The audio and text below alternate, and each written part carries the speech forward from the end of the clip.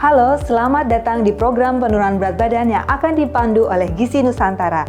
Saya, Esti Nurwanti, dietitian dan juga direktur dari Gizi Nusantara, sebuah platform layanan gizi di Indonesia. Sebelum memulai program, yuk kita memahami prinsip keseimbangan energi.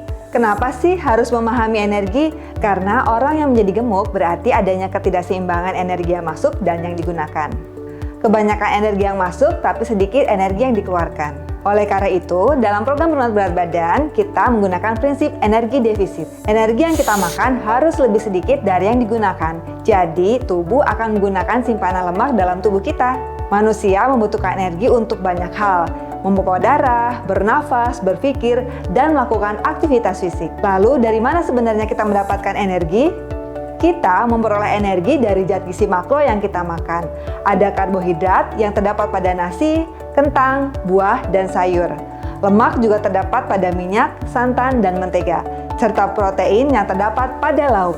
Dengan mengurangi asupan zat gizi dari karbohidrat, protein, dan lemak tersebut, kita menurunkan asupan energi kita. Kita cari tahu yuk, zat gizi apa aja yang bisa kita kurangi dan makanan apa yang sebaiknya dibatasi selama proses program penurunan berat badan. Mari membahas mengenai karbo. Di dalam makanan kita ada dua jenis karbohidrat, yaitu karbohidrat sederhana dan karbohidrat kompleks. Apa sih bedanya?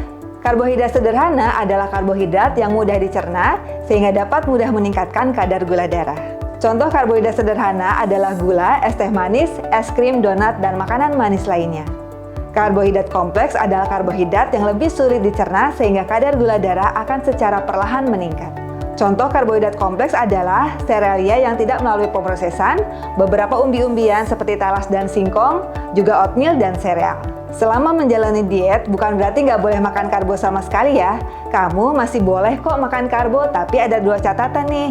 Yang pertama, karbo yang dikonsumsi diusahakan berasal dari karbohidrat kompleks. Sebisa mungkin membatasi karbohidrat sederhana. Kedua, pahami porsi karbohidrat yang boleh dikonsumsi dalam satu kali makan. Buat sebagian orang boleh makan 2 porsi, sebagian lagi hanya boleh 1 porsi karbo aja. Intinya, kita tetap butuh karbohidrat sebagai sumber makanan pokok, tapi bijak dalam memilih jenis dan jumlah yang tepat ya. Memang kenapa sih harus tetap makan karbo selama program diet?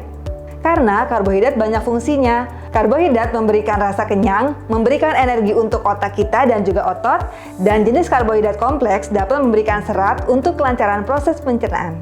Setelah tahu berapa banyak karbohidrat yang harus kamu makan, yuk kita bahas protein. Di dalam makanan kita ada 2 jenis protein. Yang pertama yaitu protein nabati dan yang kedua yaitu protein hewani. Protein nabati tumbuh-tumbuhan seperti kacang hijau, kedelai, kacang merah, kacang tanah, kacang tolo, tahu, tempe, dan pete segar. Sebaliknya, protein hewani berasal dari hewan. Ada 3 jenis protein hewani, ada yang rendah lemak, lemak sedang, dan tinggi lemak. Sumber protein rendah lemak bisa kamu dapatkan dari dada ayam tanpa kulit, ikan segar, udang segar, cumi, dan putih telur. Susu tanpa lemak juga bisa jadi sumber protein yang baik seperti susu skim cair atau bubuk dan yogurt non-fat. Sumber protein sedang lemak contohnya bakso, daging sapi, daging kambing, telur ayam, dan telur bebek. Yang terakhir adalah protein tinggi lemak. Jenis protein ini perlu dibatasi selama program penurunan berat badan karena dapat meningkatkan kadar kolesterol jahat. Kadar kolesterol jahat yang tinggi bisa memicu berbagai masalah serius seperti penyakit jantung dan stroke. Contoh makanannya yaitu ayam dengan kulit, bebek, corned beef, sosis, dan olahan daging merah lainnya. Selanjutnya, yuk kita bahas lemak. Di dalam makanan ada beragam jenis lemak. Lemak trans, lemak jenuh, dan lemak tidak jenuh. Ada beberapa hal yang menarik mengenai lemak. Dibandingkan dengan protein dan karbo, lemak memberikan lebih banyak energi per gramnya. Jadi, nggak heran kalau selama program diet kita benar-benar harus memperhatikan asupan lemak kita. Jangan sampai kebablasan ya. Selain jumlahnya, kita juga perlu bijak dalam memilih jenis lemak. Yang disarankan untuk dikonsumsi lebih dominan adalah lemak tidak jenuh tunggal dan lemak tidak jenuh ganda. Sumbernya bisa berasal dari alpukat, kacang-kacangan, minyak zaitun, dan ikan. Jenis lemak yang perlu dibatasi adalah jenis lemak jenuh yang banyak terdapat pada mentega, minyak kelapa, santan, dan lemak hewan atau gaji. Selanjutnya, kita bahas sayur dan buah ya. Tubuh kita tidak hanya membutuhkan zat gizi makro, namun juga perlu zat gizi mikro seperti vitamin dan mineral. Kita bisa mencukupi kebutuhan vitamin dan mineral dari sayur dan buah. Yes, sayur dan buah kaya akan serat, vitamin, mineral, dan antioksidan. Mencukupi kebutuhan vitamin dan mineral selama menjalani diet sangat penting karena zat gizi ini berperan vital di banyak fungsi tubuh. Kamu nggak mau dong bisa langsing tapi jadi kekurangan darah atau anemia. Jadi pastikan selama menjalani diet kamu tidak skip sayuran dan buah-buahan. Oke, setelah kamu memahami proses penurunan berat badan dan menyusun diet untuk menurunkan berat badan, ada konsep kalori defisit yang kemudian diterjemahkan ke dalam penurunan beberapa jenis zat gizi. Yuk sekarang mari kita membahas mengenai bagaimana konsep weight loss atau manajemen berat badan. Secara umum, program penurunan berat badan untuk membantu seseorang mengurangi lemak tubuhnya. Hal ini terjadi ketika orang mengalami kegemukan atau obesitas di mana massa lemaknya melebihi kondisi standar. Oleh karena itu, dalam program penurunan berat badan, kamu diminta untuk menurunkan asupan energi dengan prinsip energi defisit. Tapi sebenarnya apa sih yang ingin dicapai dari program ini? Secara umum, program penurunan berat badan terdiri dari dua bagian. Bagian yang pertama yaitu weight loss, dan bagian yang kedua yaitu weight maintenance. Apa bedanya dan mengapa harus ada dua bagian?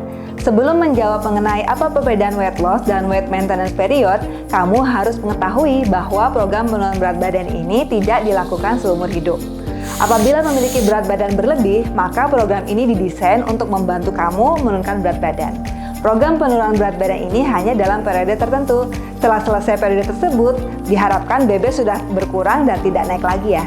Oleh karena itu, ada dua fase, yaitu fase weight loss dengan tujuan untuk membantu menurunkan berat badan dan mengurangi massa lemak dalam tubuh sehingga berat badan menjadi ideal.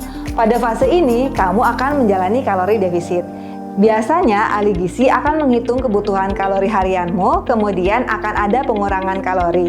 Biasanya sekitar 300-500 kalori, tergantung seberapa cepat kamu ingin menurunkan berat badan. Untuk orang yang ingin semakin cepat menurunkan berat badan, biasanya kalori defisitnya semakin banyak. Bisa jadi dikurangi 500 atau 600 kilokalori dari kebutuhan kalori kamu. Rata-rata orang Indonesia dianjurkan mendapat energi sekitar 2.200 kilokalori. Pada beberapa golongan usia dan jenis kelamin bisa mencapai 2.500 kalori.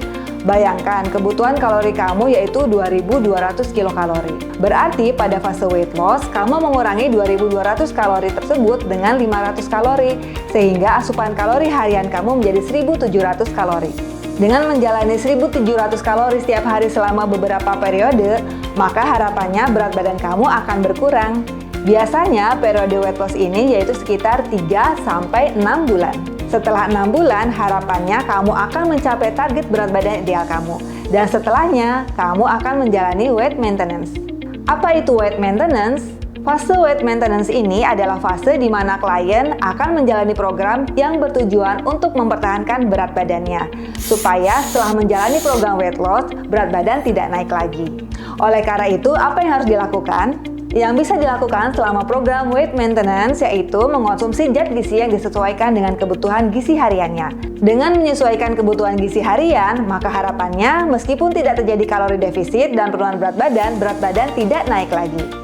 Tujuan weight maintenance yaitu agar kamu tidak mengalami model yoyo atau peningkatan berat badan yang bahkan bisa jadi lebih tinggi daripada sebelum menjalani program weight loss. Pada program weight maintenance ini, kamu akan mendapatkan kesempatan untuk mengembalikan bahan makanan yang biasa dikonsumsi atau mengembalikan jumlah makanan yang biasa kamu konsumsi sebelumnya. Namun, perlu diperhatikan bahwa tujuan dari weight maintenance ini yaitu selain memberikan kesempatan buat tubuh beradaptasi dalam kondisi baru dan juga tidak meningkatkan berat badan, tapi yang lebih penting lagi yaitu supaya kamu bisa mempertahankan gaya hidup dan pola makan yang baik. Jangan sampai sebelum program diet, hobi kamu makanan gorengan dan manis, kemudian setelah program diet selesai, kembali konsumsi gorengan dan manis bahkan lebih banyak. Tidak begitu ya, kita harus menjaga berat badan yang sudah diturunkan dengan mengadopsi pola makan baru yang lebih sehat dan lebih baik. Terima kasih sudah menyaksikan video ini, semoga kamu bisa mendapatkan manfaat dan kami mengucapkan selamat datang pada program penurunan berat badan di Gizi Nusantara. Saya Esti Nurwanti, sampai jumpa pada video berikutnya.